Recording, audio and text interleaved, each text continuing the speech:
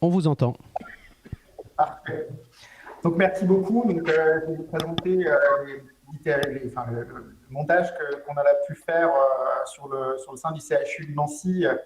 Et vous le verrez que ça a concerné et que ça concernera toujours finalement notre groupement hospitalier de territoire Sud-Lorraine, que j'appellerai plus facilement GHT7 par la suite.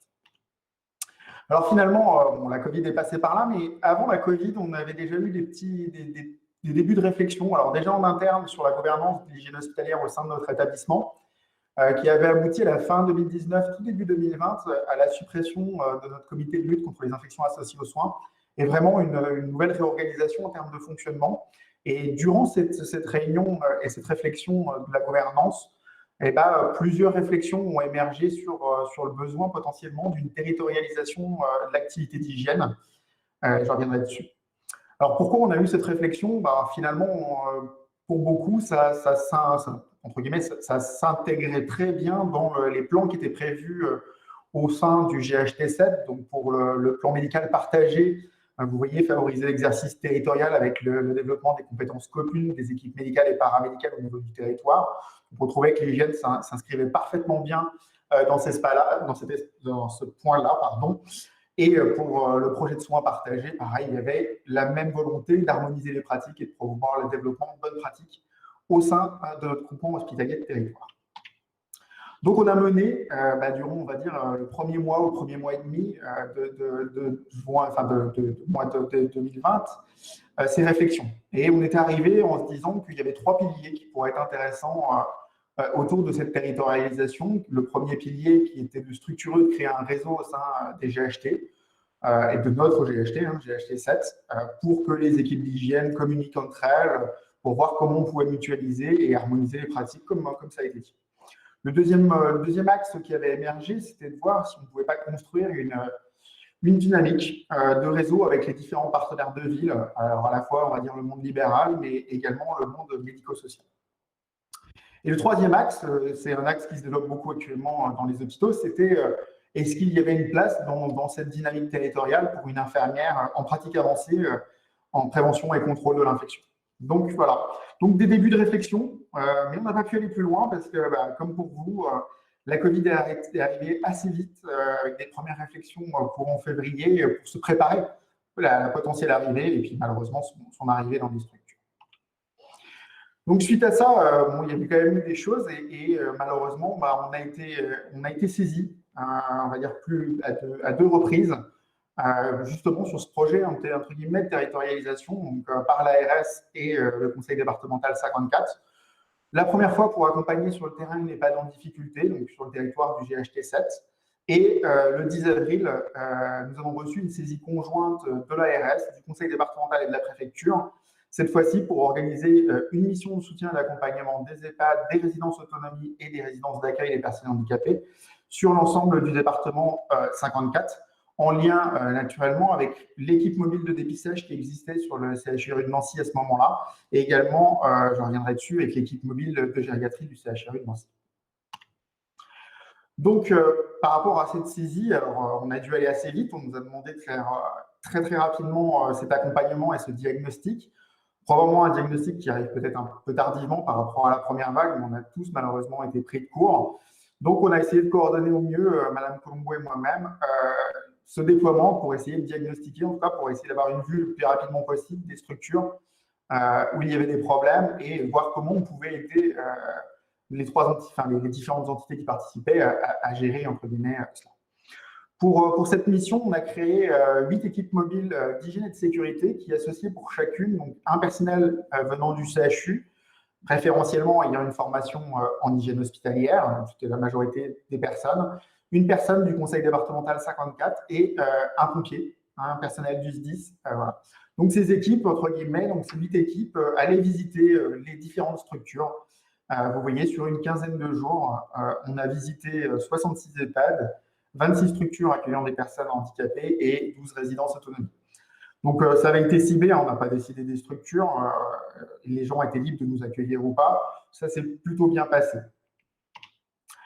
Pour cette mission, une première pour le CHU de Nancy, pour essayer d'être le plus rapide possible, c'était le besoin d'échanger rapidement sur ce qui se passait. Donc, on avait créé, grâce à notre équipe informatique et un travail commun avec la direction, le département qualité patient et enfin, le département territorial, pardon, patients et usagers du CHRU, des tablettes mobiles avec un accès donc depuis en mobilité à des questionnaires informatiques qui permettaient de guider la visite en posant des questions. On va dire que ce n'est pas une visite de risque, hein, c'était beaucoup plus rapide puisqu'il fallait faire un diagnostic en peu de temps, mais qui aidait à essayer de voir quelles étaient finalement les forces et les faiblesses et les problèmes qui étaient rencontrés par les différentes structures.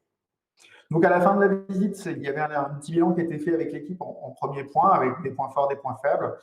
Regarder s'il y avait des mesures correctives immédiates à mettre en œuvre, comment on pouvait accompagner. Donc, ça pouvait être, comme ça a déjà été mentionné, refaire le point sur des besoins en EPI, en détergents désinfectants, enfin, en différents équipements.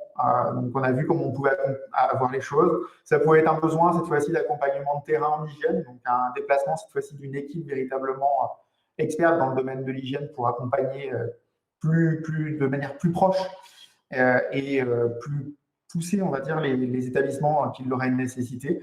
Et cet accompagnement de terrain, il s'est parfois manifesté d'autres manières par un accompagnement en termes d'encadrement, avec mise à disposition d'encadrement en termes de cadre de santé ou de directeur. On avait fait un petit suivi en 15 jours dans les structures pour voir comment les choses évoluaient, si c'était dégradé ou pas.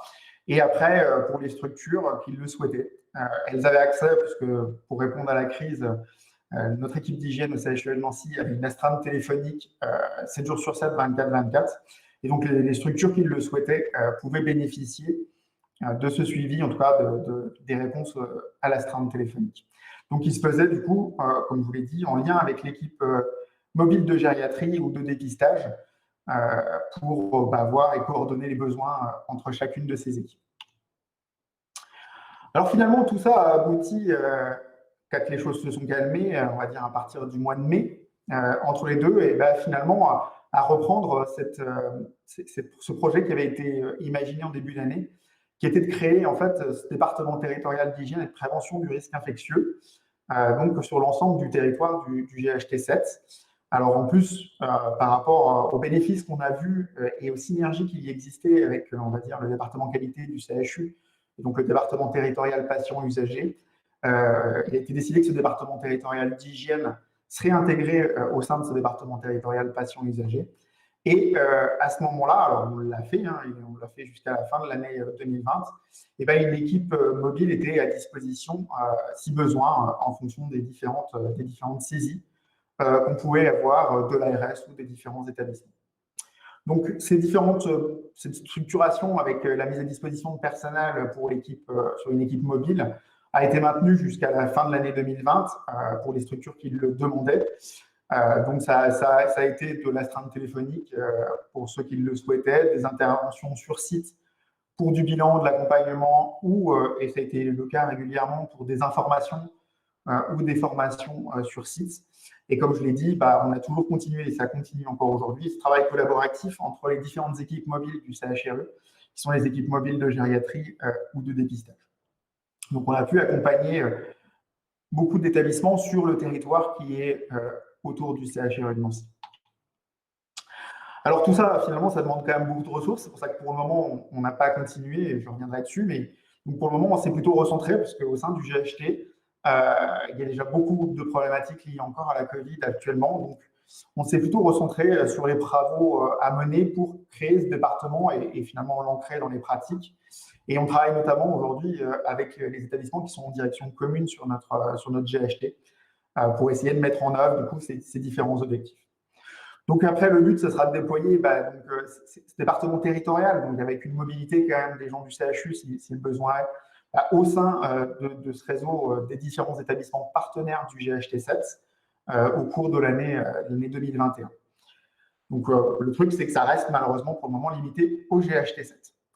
Et donc, on a continué dans ce cadre-là de département territorial à participer à différents éléments, aux formations Covid-19 et hygiène, notamment les formations pour les personnes qui allaient aller en réanimation ou dans différents services Covid. On a également participé à une formation qui était commune entre le CHU et le Conseil départemental 54 et l'ARS, qui était pour les personnes qui se souhaitaient volontaires dans les EHPAD pour leur apprendre les bonnes pratiques des gestes barrières en EHPAD. Donc, pas mal de petits dispositifs comme ça qui ont pu être portés jusqu'à la fin de l'année. Donc aujourd'hui, il y a une vraie réflexion qui se mène sur le deuxième axe, entre guillemets, la faisabilité de ce deuxième objectif qu'on avait imaginé, qui était de construire des réseaux avec les partenaires de la ville et du médico-social qui sont sur le territoire du CHRU de Nancy. Et donc, pour cela, on a discuté, et il y a toujours des discussions en cours avec l'ARS, sur la possibilité de créer une équipe mobile donc territoriale, comme on l'a animé pendant l'année 2020. On s'est rendu compte qu'il y avait ces besoins. Bon, malheureusement, comme ça a déjà été cité, tout ça, c'est chronophage, ça nécessite quelques ressources humaines pour pouvoir être mené à bien. Donc, à l'heure actuelle, nous n'avons plus les ressources, malheureusement, pour le faire, vu la situation. Mais j'espère que c'est quelque chose qui pourra potentiellement être imaginé dans le futur. Donc voilà, moi je tiens à remercier comme ça a été fait. Enfin, on a eu des échanges très cordiaux avec la plupart des structures. Donc vraiment participer tous ceux qui ont été de près ou de loin entre guillemets dans l'organisation notamment de cette mission EHPAD et département 54 qui nous a mobilisés énormément, donc tant en interne pour le CHRU que dans d'autres structures extérieures. Voilà, merci beaucoup. Merci.